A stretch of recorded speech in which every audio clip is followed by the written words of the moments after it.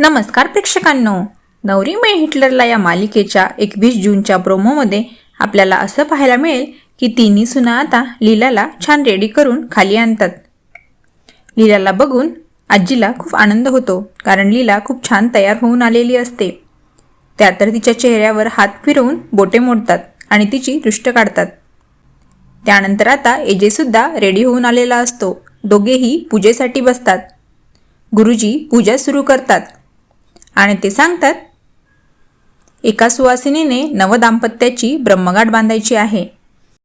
त्यावर आता लक्ष्मी समोर येते आणि दोघांची गाठ बांधते। पुढे आता गुरुजी पूजा चालू करतात आणि म्हणतात की हा कलश घ्या, दोघांनी हा कलश मंदिरात नेऊन ठेवायचा आहे। लगेचच लीला कलश ठेवण्यासाठी म्हणून उठते, पण एजे काही उठत नाही आणि ती गाठ ओढल्या जाते।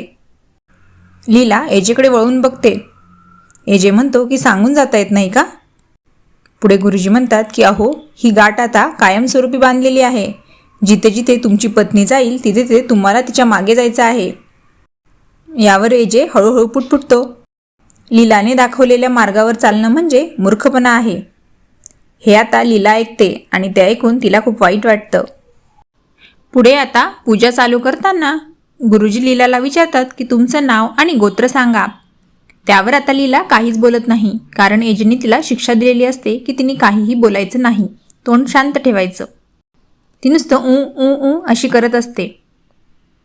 त्यावर आजी म्हणतात की अभिराम, तूच तिला शिक्षा दिली आहे ना, मग ती कशी बोलेल? त्यावर अभिराम म्हणतो की व्हॉट नॉनसेन्स, थोडा पण कॉमन सेन्स तुला नाही आहे का? मी जरी तुला शिक्षा दिलेली असली तरी तू गुरुजींशी तर बोलूच शकते ना।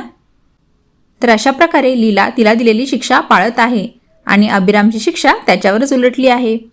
तुम्ही हे सगळं पाहण्यासाठी उत्सुक आहात का? हे मला कमेंट करून नक्कीच सांगा आणि असेच पुढील अपडेट जाणून घेण्यासाठी चॅनलला सबस्क्राईब करा। धन्यवाद।